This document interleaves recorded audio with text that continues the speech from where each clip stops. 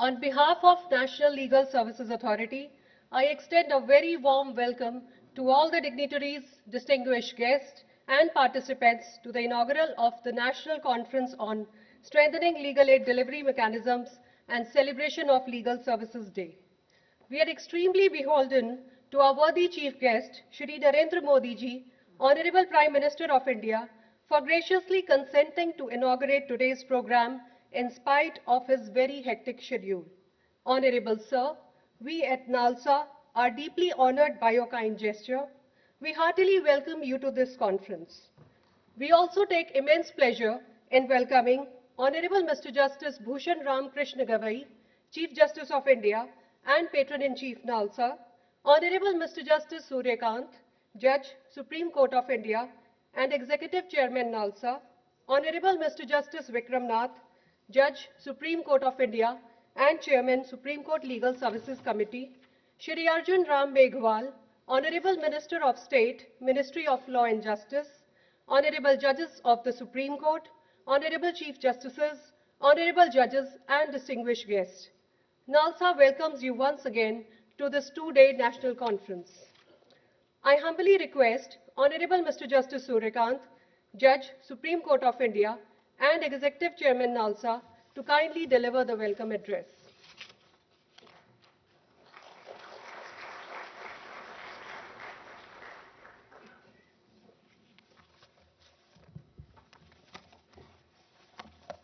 Shri Narendra Modi ji, Honorable Prime Minister of India, Justice Bhushan Ramakrishna Gavai, Honorable Chief Justice of India and Patron-in-Chief, National Legal Service Authority, Justice Vikram Nath, Judge Supreme Court of India and Chairman Supreme Court Legal Service Committee, brother and sister judges from the Supreme Court of India, Shri Arjun Ram Meghwal ji, Union Minister of State for Law and Justice, distinguished Chief Justices and judges from various high courts, officers and members of the National Legal Service Authority, esteemed members of the legal fraternity, ladies and gentlemen.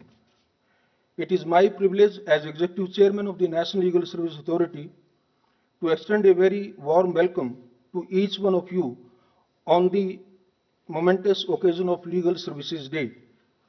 This annual gathering reminds us that the true measure of a justice system is not how swiftly it decides complex cases, but how deeply it touches the lives of ordinary citizens. It celebrates the partnership between those who interpret the law, those who implement it, and those who carry its light to the farthest corners of our country.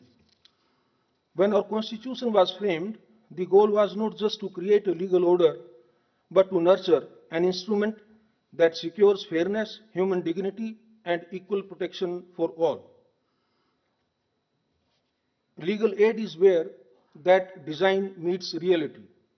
It converts a constitutional value into pragmatic relief, a means by which the poor, the marginalized, and the invisible victims of the system can assert their rights, obtain remedies, and be heard. As the demand for equal and affordable justice deepened, institutional frameworks evolved to answer that call.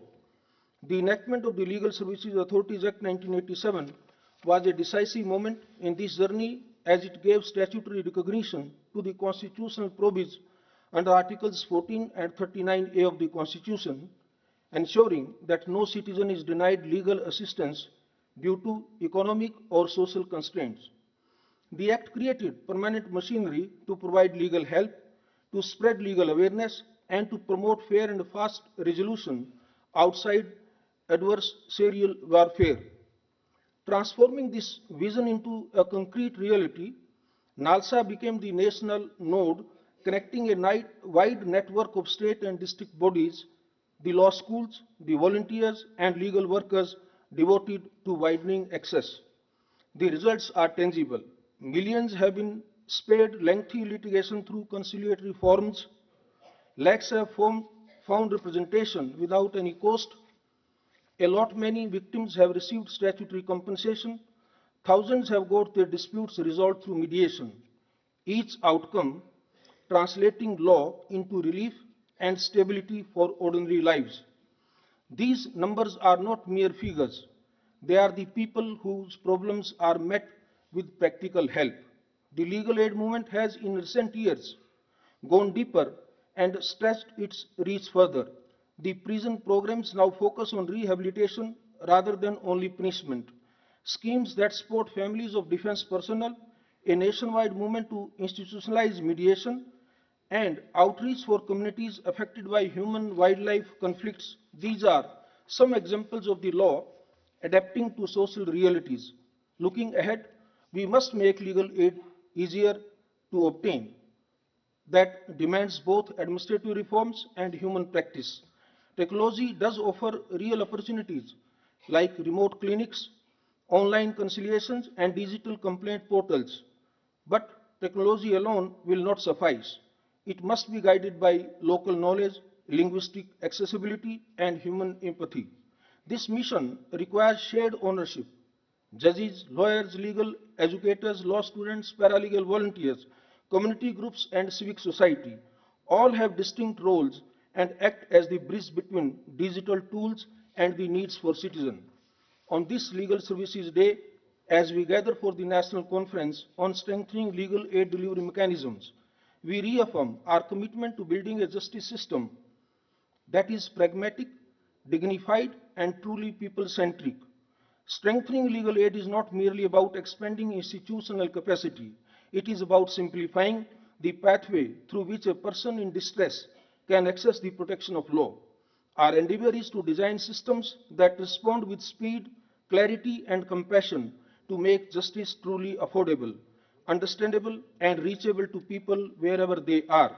On behalf of NALSA, I extend my deepest gratitude to Honorable Prime Minister of India and all other dignitaries who have joined us today.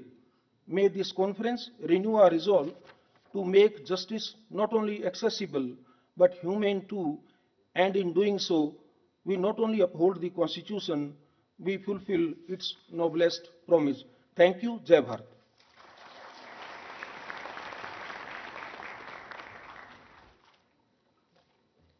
Thank you very much, respected sir, for your kind words.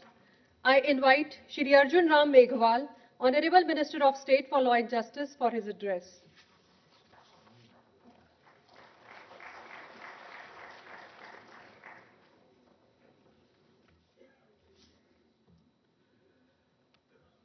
आज NALSA की 3 दशक लंबी यात्रा के पूर्ण होने के अवसर पर strengthening legal aid delivery mechanism विषय पर आयोजित 20वें राष्ट्रीय सम्मेलन एवं लीगल सर्विसेज डे के उपलक्ष्य में आयोजित समारोह के मुख्य अतिथि और विकसित भारत के संकल्प को साकार करने में प्रतिबद्ध हम सबके प्रेरणा स्रोत, यशस्वी, तपस्वी व कर्मयोगी प्रधानमंत्री आदरणीय श्री नरेंद्र मोदी जी, न्यायपालिका में नवाचारों के सूत्रधार भारत के मुख्य न्यायाधीश एवं नालसा के पैटर्न इन चीफ आदरणीय न्यायमूर्ति श्री भूषण रामकृष्ण गवई जी, भारत के सर्वोच्च न्यायालय के सीजीआई डेजिग्नेट एवं एग्जीक्यूटिव चेयरमैन नालसा आदरणीय न्यायमूर्ति श्री सूर्यकांत जी, आदरणीय न्यायमूर्ति श्री विक्रमनाथ जी, न्यायाधीश सर्वोच्च न्यायालय एवं chairman supreme court legal service committee, आदरणीय सर्वोच्च न्यायालय के अन्य उपस्थित न्यायमूर्तिगण, उच्च न्यायालयों के मुख्य न्यायाधीश एवं न्यायाधीशगण, learned solicitor general Shri Tushar Mehta ji, विभिन्न लीगल सर्विसेज अथॉरिटीज के प्रतिनिधिगण, मीडिया बंधु, सम्मानित अतिथिगण एवं प्रिय साथियों, आप सभी को मेरा नमस्कार। आपके साथ इस अवसर पर शामिल होना एक अत्यंत गर्व व हर्ष का विषय है। हमारे संविधान निर्माताओं की दूरदर्शी सोच का ही परिणाम है कि निःशुल्क कानूनी सहायता, फ्री लीगल एड से संबंधित प्रावधान को नीति निर्देशक तत्वों आर्टिकल 39A के रूप में संविधान में शामिल किया गया।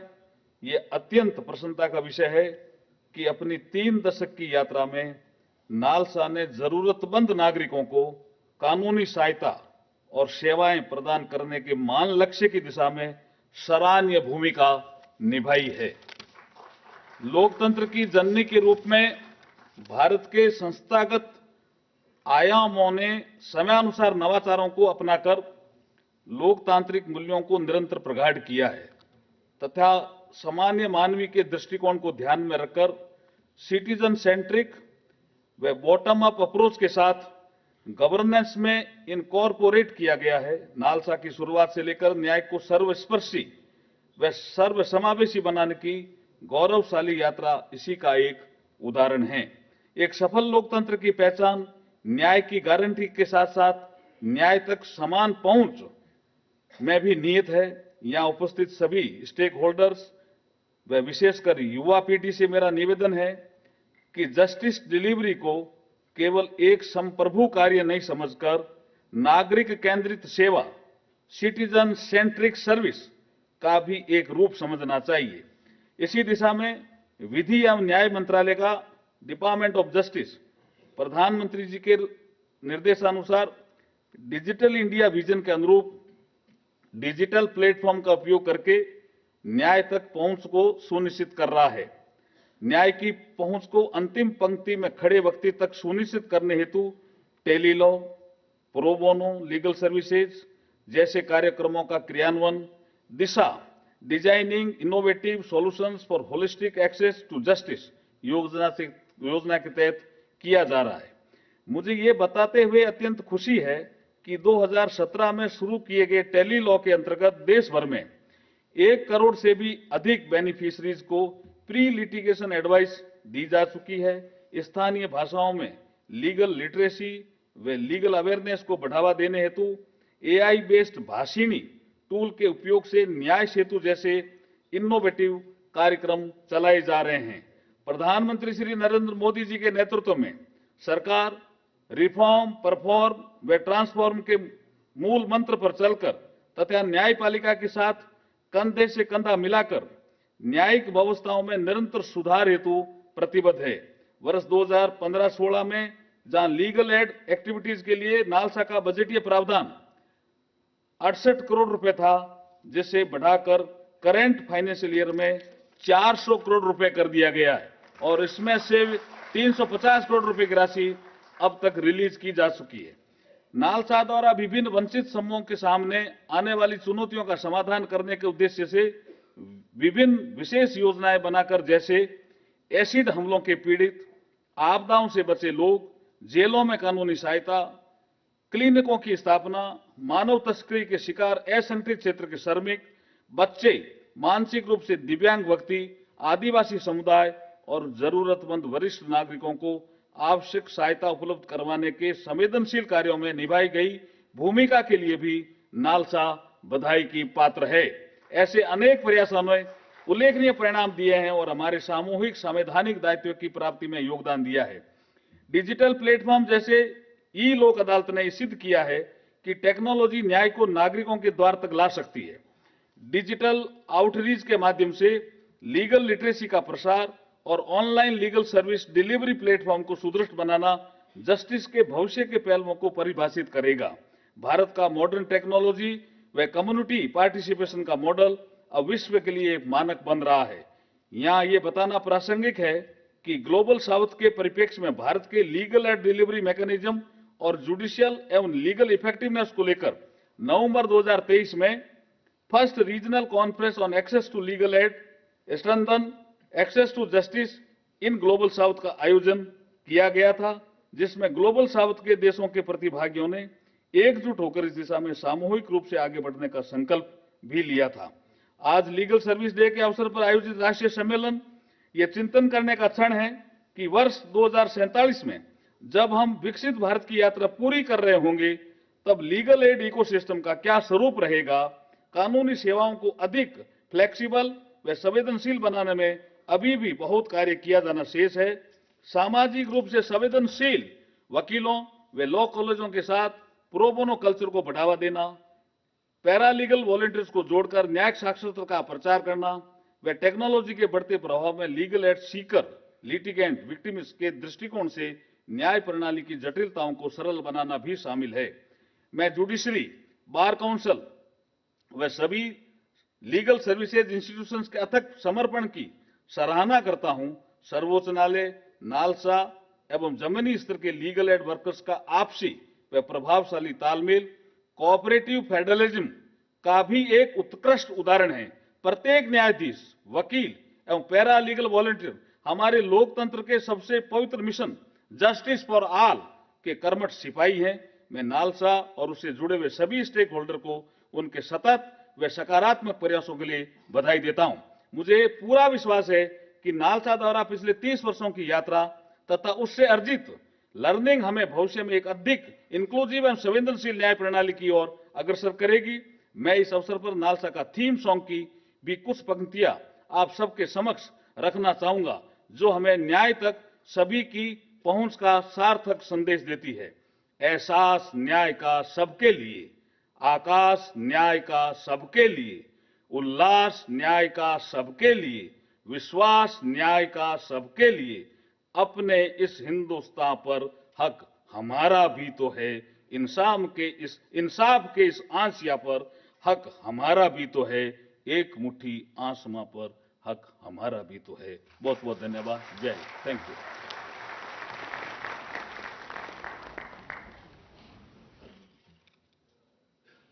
Respected sir, इन उत्साहवर्धक शब्दों के लिए आपका बहुत धन्यवाद। Continuing this journey of inspiration and insight, we have the honor of welcoming our esteemed speaker, Honorable Mr. Justice Bhushan Ram Krishna Gavai, Chief Justice of India and Patron-in-Chief NALSA, to address the gathering.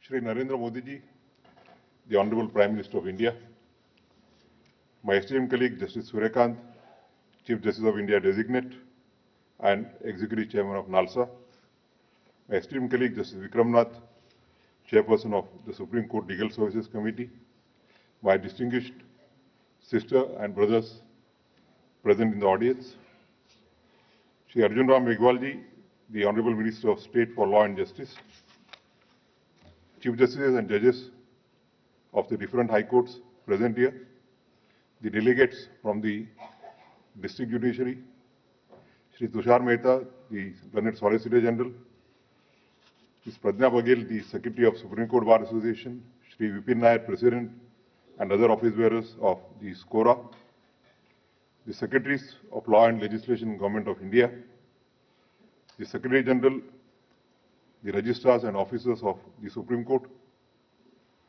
the senior advocates, and the other members of the bar.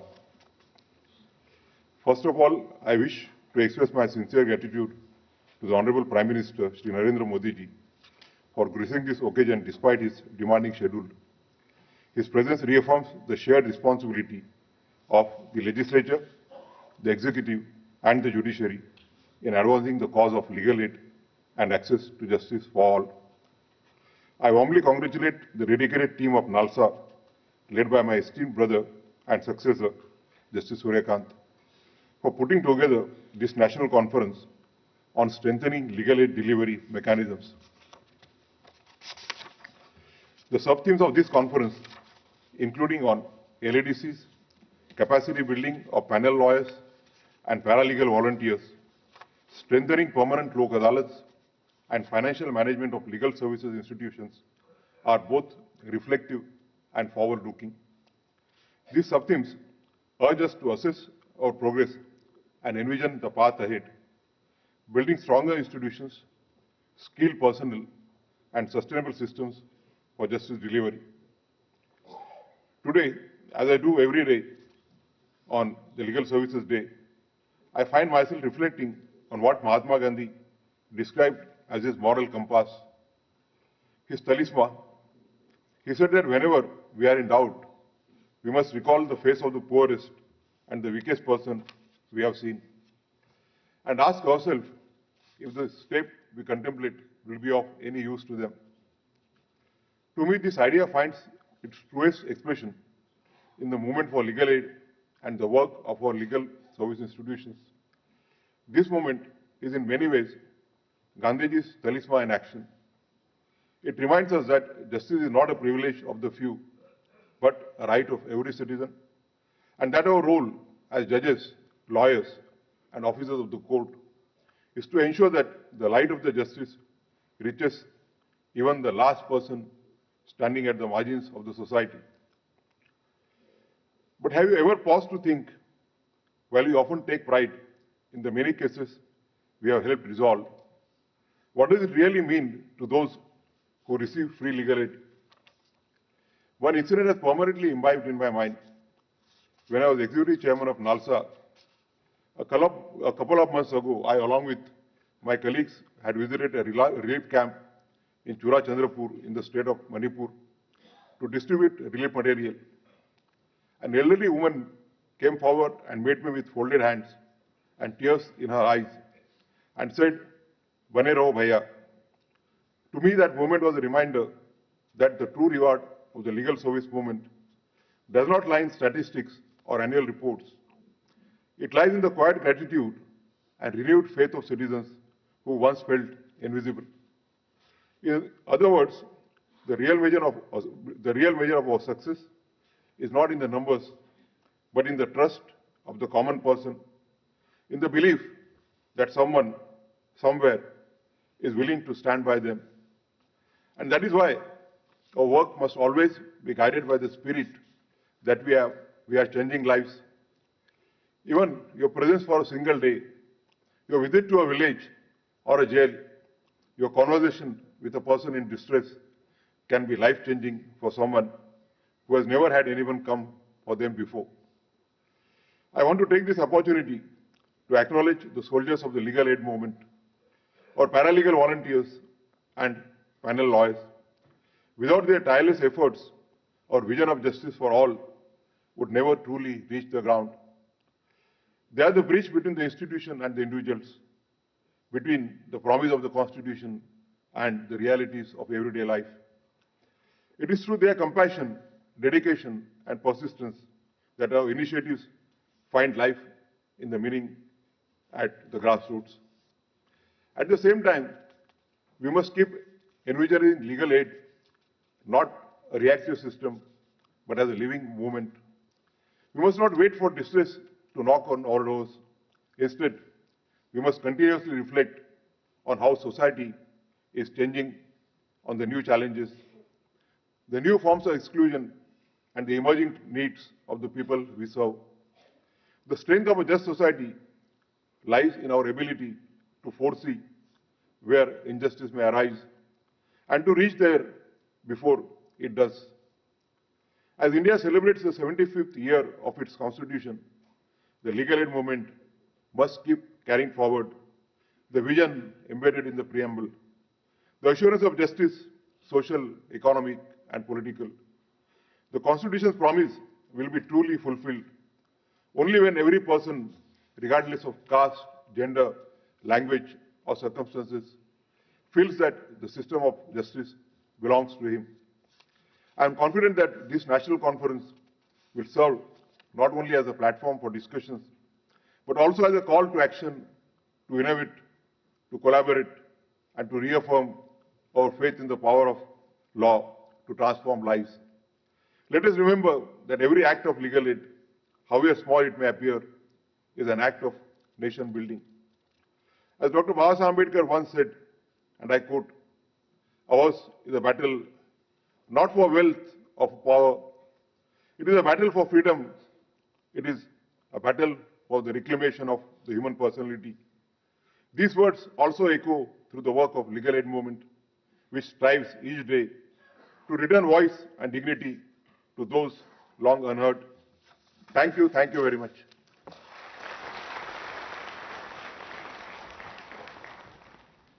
Thank you, Lordship, for your inspiring words. The journey of growth and excellence of NALSA has truly been possible because of the dedicated efforts of all present here and everyone else who is not around now but has contributed hugely along the way. Honorable Chief Guest, may we now play a video capturing the milestones and dedication that define the journey of NALSA during the past decade. न्याय हर नागरिक का मूल अधिकार है। इसी अधिकार को सशक्त बनाने के लिए राष्ट्रीय विधिक सेवा प्राधिकरण यानी नालसा की स्थापना की गई। नालसा अनुसूचित जाति, अनुसूचित जनजाति, महिलाएं, बच्चों, दिव्यांगों, बंदियों और अन्य जरूरतमंदों को मुफ्त कानूनी सहायता प्रदान करता है। देश की इस अमृत यात्रा में ईज ऑफ डूइंग बिजनेस और ईज ऑफ लिविंग की तरफ ईज ऑफ जस्टिस भी उतना ही जरूरी है। नेशनल लीगल सर्विस अथॉरिटी और सभी डिस्ट्रिक्ट लीगल सर्विसेज अथॉरिटीज इसमें बहुत बड़ी भूमिका निभा सकती है।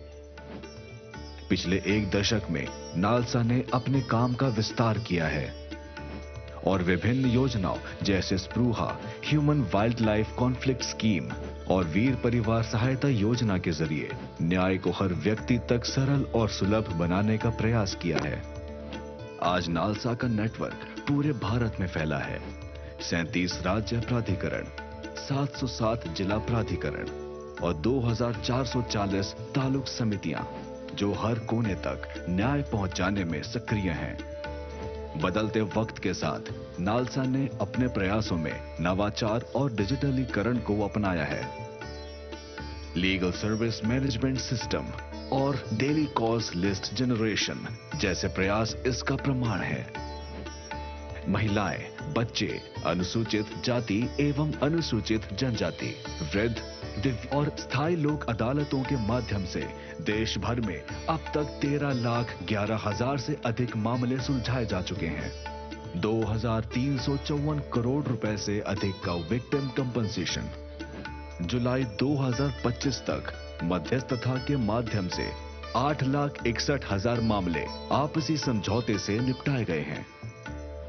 जनवरी 2025 से अगस्त 2025 के बीच राष्ट्रीय विधिक सेवा प्राधिकरण नालसा ने 1,57,000 से अधिक कैदियों को निशुल्क कानूनी सहायता प्रदान की। यूटीआरसी की सतत बैठकों और निगरानी से न्याय प्रक्रिया और अधिक सशक्त हुई है। अप्रैल से जून 2024 की तुलना में अप्रैल से जून 2025 की अवधि में यूटीआरसी की अनुशंसा पर रिहा किए गए कैदियों का प्रतिशत 47 से बढ़कर 55 हुआ। लगभग 1.6 करोड़ नागरिकों को निशुल्क कानूनी सहायता प्रदान की गई। ये आंकड़े सिर्फ संख्या नहीं है, ये नालसा के विश्वास और समर्पण की कहानी है। नालसा का सफर यहीं खत्म नहीं होता, यह सफर अभी और लंबा है। हमारा लक्ष्य है कि न्याय हर नागरिक तक पहुंचे और हम इस मार्ग पर लगातार और समर्पित प्रयास करते रहें।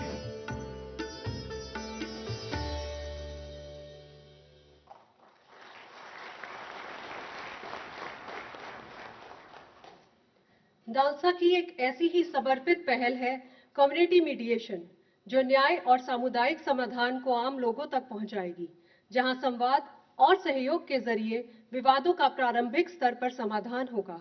हम अपने माननीय मुख्य अतिथि Shri Narendra Modi ji, honourable prime minister of India से अनुरोध करते हैं कि वे कम्युनिटी मीडिएशन ट्रेनिंग मॉड्यूल का लॉन्च कर इस पहल का शुभारंभ करें।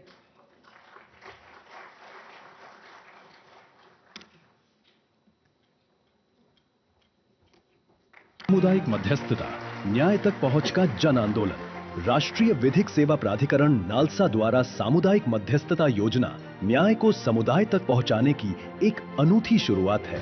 इस पहल का उद्देश्य विवादों को न्यायालय पहुंचने से पहले ही सुलझाना, समाज में शांति, संवाद और आपसी विश्वास को पुनः स्थापित करना है। नालसा का ये प्रयास केवल विवाद निवारण की प्रक्रिया नहीं, बल्कि न्याय की संस्कृति को जन जन तक पहुंचाने का एक जन आंदोलन है। समझौते से समाधान, समुदाय के संग न्याय की ओर। नालसा अपने इस मिशन के माध्यम से पुनः दोहराता है, न्याय सभी के लिए, access to justice for all.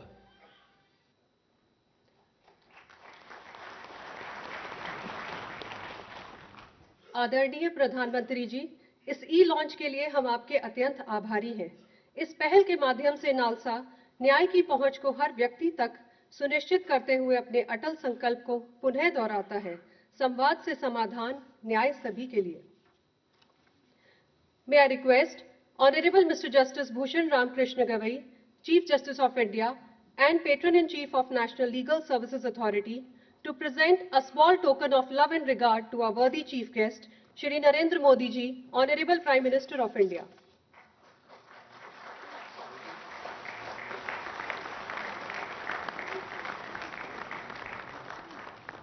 The Dokra Bull, which can be seen on my right, is a handmade artifact crafted by the tribal artisans of Bastar in the state of Madhya Pradesh. It symbolizes strength, resilience, devotion, prosperity and success. संपूर्ण भारत ही नहीं, अपितु विश्व के सर्वाधिक लोकप्रिय एवं प्रतिष्ठित राजनेता के रूप में सुविख्यात परम श्रद्धेय श्री नरेंद्र मोदी जी, माननीय प्रधानमंत्री भारत सरकार की गरिमामयी उपस्थिति ने इस समारोह को ऐतिहासिक एवं अविस्मरणीय बना दिया है। अपनी कर्मठता, कर्तव्यपरायणता एवं विनम्रता से भारतीय जनमानस में अटूट आस्था तथा नवीन ऊर्जा का संचार करने वाले अपने परम आदरणीय मुख्य अतिथि का स्वागत करते हुए हम जिस उत्साह एवं स्फूर्ति का अनुभव कर रहे हैं, वे अपने आप में आध्यात्मिक आनंद से कम नहीं है। प्रत्येक आपदा को अवसर में परिवर्तित करने का मूल मंत्र प्रदान करने वाले इस कर्मयोगी के प्रेरणादायी व्यक्तित्व ने हमारे समक्ष संभावनाओं के नए क्षितिज उजागर किए हैं। अपनी व्यस्त दिनचर्या से हमारे लिए समय निकालना आपकी करुणा तथा न्यायप्रियता का उज्जवल पक्ष है। हृदय की अतल गहराइयों से अपने मुख्य अतिथि माननीय श्री नरेंद्र मोदी जी का अभिनंदन एवं स्वागत करते हुए हम विनम्र आग्रह करते हैं कि आप अपने उद्बोधन द्वारा हमें अनुग्रहित करें।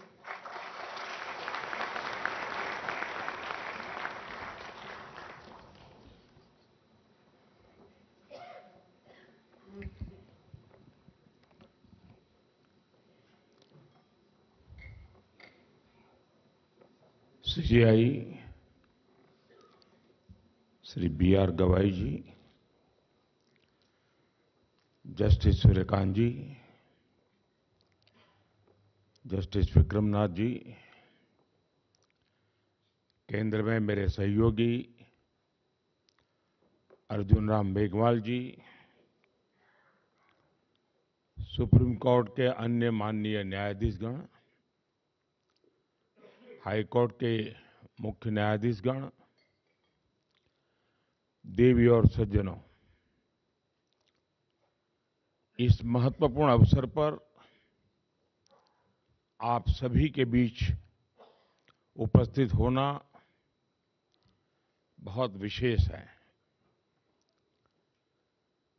लीगल एंड डिलीवरी मैकेनिज्म की मजबूती और लीगल सर्विसेज डे से जुड़ा ये कार्यक्रम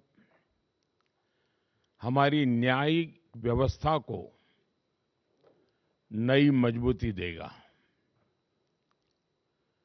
मैं 20वीं नेशनल कॉन्फ्रेंस की आप सभी को शुभकामनाएं देता हूं। मुझे बताया गया कि आज सुबह से आप लोग इसी काम में लगे हैं, तो मैं ज्यादा समय नहीं लूंगा आपका।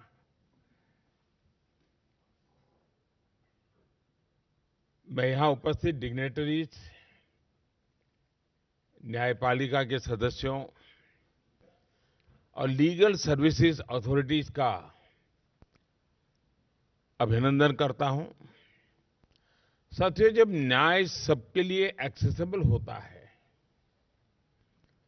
टाइमली होता है, जब न्याय सोशल या फाइनेंशियल बैकग्राउंड देखे बिना हर व्यक्ति तक पहुंचता है, तभी वो सामाजिक न्याय की नींव बनता है। लीगल एड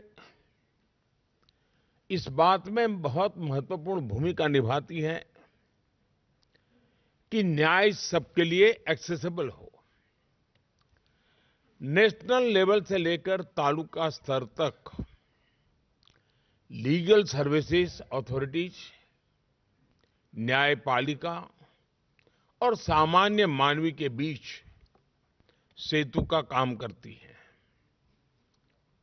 मुझे संतोष है कि आज लोक अदालतों और प्री लिटिगेशन सेटलमेंट्स के माध्यम से लाखों विवाद जल्दी, सौहार्दपूर्ण और कम खर्च में सुलझाए जा रहे हैं।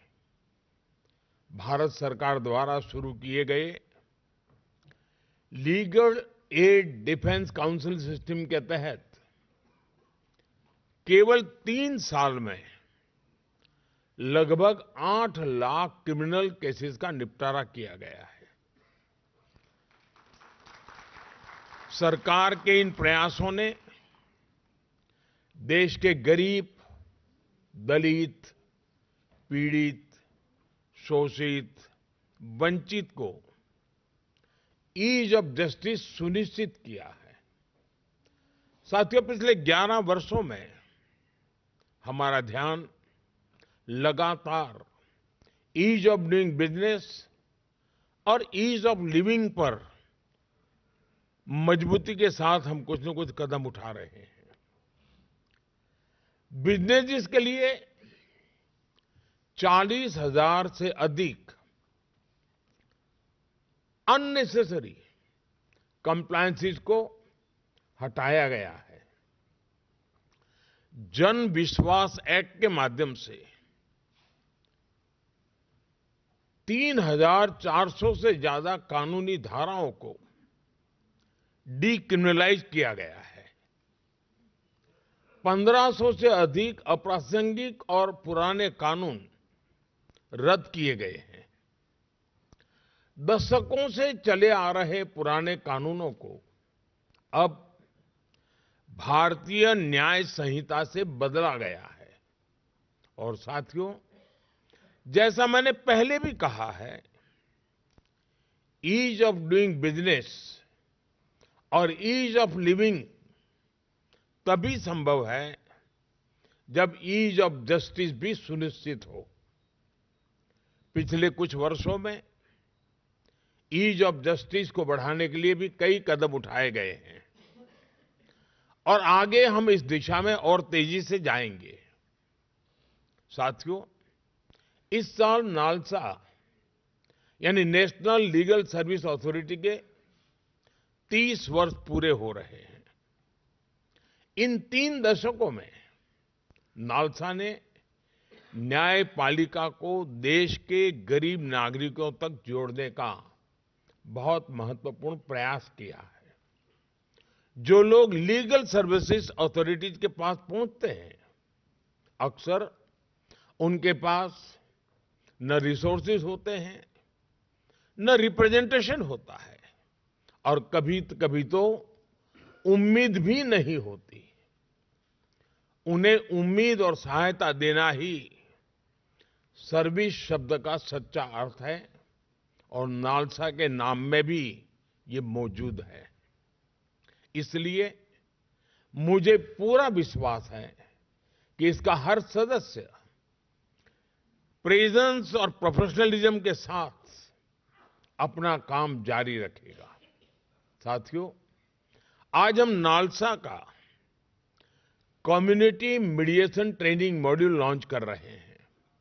इससे हम भारतीय परंपरा की उस प्राचीन विद्या को पुनर्जीवित कर रहे हैं जिसमें संवाद और सहमति के माध्यम से विवादों का समाधान किया जाता था। ग्राम पंचायतों से लेकर गांव के बुजुर्गों तक मीडिएशन हमेशा से हमारी सभ्यता का हिस्सा रही है।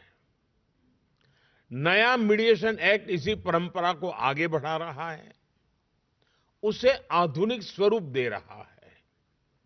मुझे विश्वास है कि इस ट्रेनिंग मॉड्यूल के माध्यम से कम्युनिटी मीडिएशन के लिए ऐसे रिसोर्स तैयार होंगे जो विवादों को सुलझाने, हार्मनी बनाए रखने और मुकदमेबाजी को कम करने में मदद करेंगे।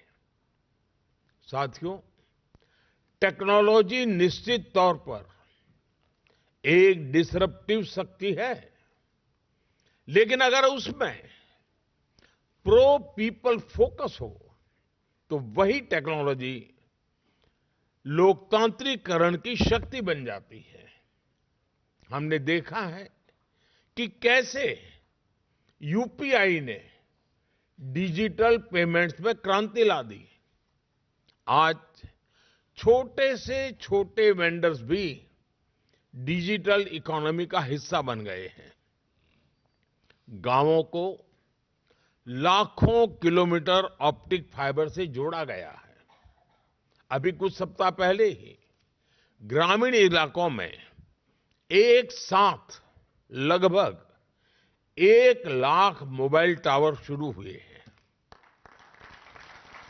यानी टेक्नोलॉजी आज इंक्लूजन और एम्पावरमेंट का माध्यम बन रही है। जस्टिस डिलीवरी में ई कोर्ट्स प्रोजेक्ट भी इसका एक शानदार उदाहरण है।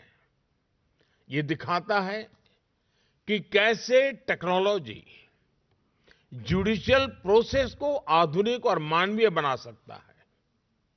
ई फाइलिंग से लेकर इलेक्ट्रॉनिक समन सर्विस तक, वर्चुअल हियरिंग से लेकर वीडियो कॉन्फ्रेंस तक, टेक्नोलॉजी ने सब कुछ आसान कर दिया है।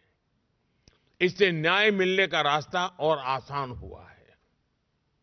आप सभी परिचित हैं, इस प्रोजेक्ट के तीसरे चरण के बजट को बढ़ाकर 7,000 करोड़ रुपए से ज्यादा किया गया है। ये इस प्रोजेक्ट के प्रति सरकार के स्ट्रांग कमिटमेंट को दिखाता है। साथियों, हम सभी ये भी जानते हैं कि लीगल अवेयरनेस का क्या महत्व होता है। एक गरीब व्यक्ति तब तक न्याय नहीं पा सकता जब तक उसे अपने अधिकारों का ज्ञान न हो, वह कानून को न समझे और सिस्टम की कॉम्प्लेक्सिटी से डर महसूस करता रहे। इसलिए कमजोर वर्गों, महिलाओं और बुजुर्गों में लीगल अवेयरनेस को बढ़ाना ये हमारी प्राथमिकता है। आप सभी और हमारी अदालतें इस दिशा में निरंतर प्रयास करते रहे हैं। मैं समझता हूं हमारे युवा, खासकर लॉ स्टूडेंट्स, इसमें ट्रांसफॉर्मेटिव रोल निभा सकते हैं। अगर युवा लॉ स्टूडेंट्स को प्रोत्साहित किया जाए कि वे गरीबों और गांव में रहने वाले लोगों से जुड़े, उन्हें उनके कानूनी अधिकार और लीगल प्रोसेस समझाएं, तो इससे उन्हें समाज की पल्स को सीधे महसूस करने का अवसर मिलेगा। सेल्फ हेल्प ग्रुप्स, कोऑपरेटिव्स, पंचायती राज संस्थाओं और अन्य मजबूत ग्रासरूट नेटवर्क के साथ काम करने की हम लीगल नॉलेज को हर दरवाजे तक पहुंचा सकते हैं। साथियों, लीगल एड से जुड़ा एक और पहलू है जिसकी मैं अक्सर चर्चा करता हूं। न्याय की भाषा वही हो जो न्याय पाने वाले को समझ आए। इसका ध्यान जब कानून को ड्राफ्ट किया जाता है तब रखना बहुत जरूरी है। जब लोग कानून को अपनी भाषा में समझते हैं तो इससे बेटर कंप्लायंस होता है और मुकदमेबाजी कम होती है। इसके साथ ही ये भी आवश्यक है कि जजमेंट्स और लीगल डॉक्यूमेंट्स को स्थानीय भाषा में उपलब्ध कराया जाए। ये वाकई बहुत सराहनीय है कि सुप्रीम कोर्ट ने 80,000 से अधिक जजमेंट्स को 18 भारतीय भाषाओं में अनुवाद करने की पहल की है। मुझे पूरा विश्वास है यह प्रयास आगे हाई कोर्ट्स और जिला स्तर पर भी जारी रहेगा।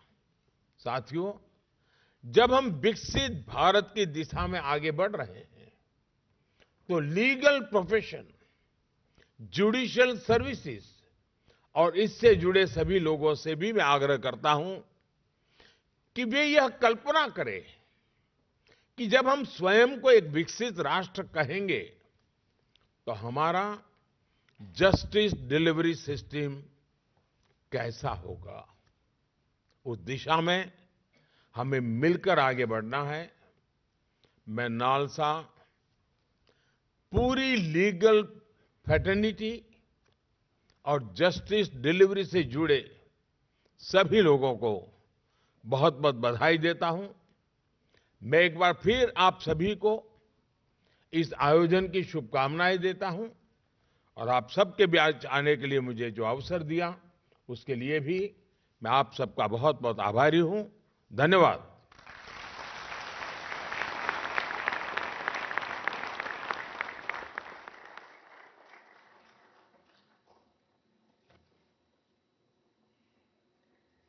माननीय प्रधानमंत्री जी, आपके प्रेरणादायक शब्दों के लिए बहुत बहुत आभार। May I now invite Honorable Mr. Justice Vikram Nath, Judge, Supreme Court of India and Chairman, Supreme Court Legal Services Committee to deliver the vote of thanks.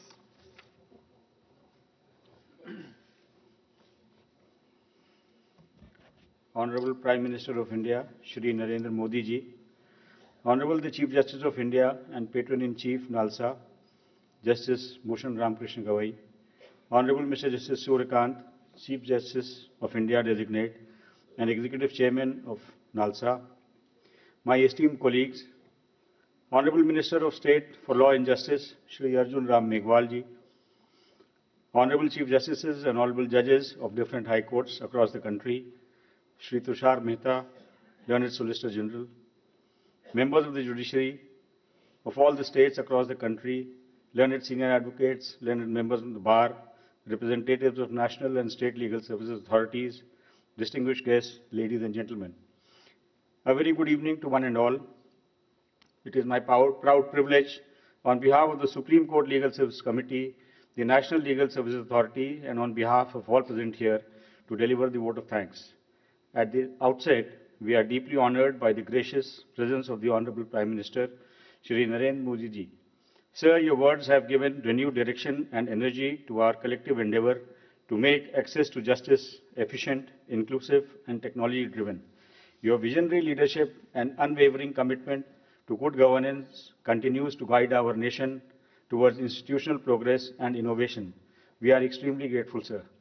We are also immensely thankful to the Honorable Chief Justice of India and Patron-in-Chief NALSA, Justice B.R. Gavai, for his visionary leadership and constant encouragement to strengthen the legal aid movement in the country. Our heartfelt thanks to Honorable Justice Suryakant, Executive Chairman of NALSA, for his tireless efforts and dynamic stewardship of his legal services institutions. We also extend our gratitude to Shri Arjun Ram Meghwal, the Honorable Minister of State for Law and Justice, for his valuable remarks and continuing support to NALSA's initiatives.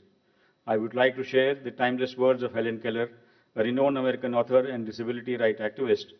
Alone we can do so little, together we can do so much. I would like to acknowledge the dedication of the officers and staff of NALSA, the Supreme Court Legal Services Committee, the organizing team, and all the participants and partners who worked diligently to make this event a success. The short film we witnessed today stands as a testament to their commitment and the transformative work being done at the grassroots level. As we commemorate Legal Services Day, may we renew our commitment to the constitutional promise of equal justice for all. Thank you. Jai Hind.